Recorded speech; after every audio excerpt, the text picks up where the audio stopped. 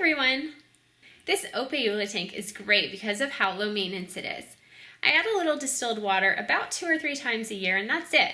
My light's on a timer, I don't have a filter, there's no heater. They don't require me to add additional food because they eat the algae that grows in their tank. So it's really very easy. I don't think a pet can get any easier than this. However, I've noticed that I have some hair algae that's starting to really get out of hand. Shrimp get stuck in it and it seems like they have a hard time getting out. I've got larvae stuck in it and I just don't like the way that it looks. So today I'm going to work on clearing out this hair algae with the help of my trusty tweezers. Let's get started. This is what the tank looks like now. The hair algae isn't too out of hand. I have a lot of it over here.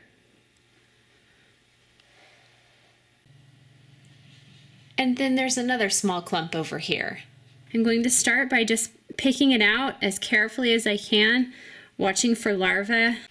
Since the larvae are attracted to light, I've moved my light to the back corner of the tank, which I'm hoping is going to draw their interest back there, away from the algae and the area where I will be working. These shrimp do not enjoy having the water disturbed, so I'm going to have to do this as quickly as possible.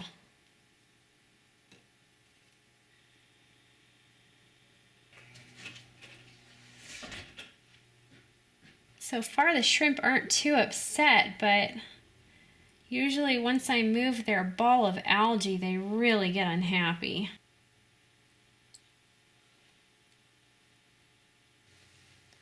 I've heard of people selling hair algae, and I just can't imagine anyone would want this.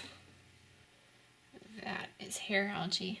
You can tell the difference. The hair algae is very fine, and the macroalgae is very wiry. The hair algae feels more like a soft moss. I've just finished clearing it out, or at least doing the best that I could. They're a bit pinker.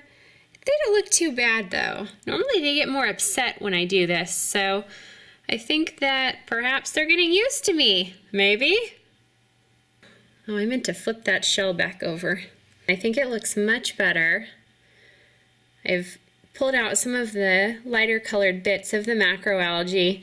My light on this tank is pretty strong, and if I didn't have it on as much, or if it wasn't quite as strong, my algae would be a much deeper color.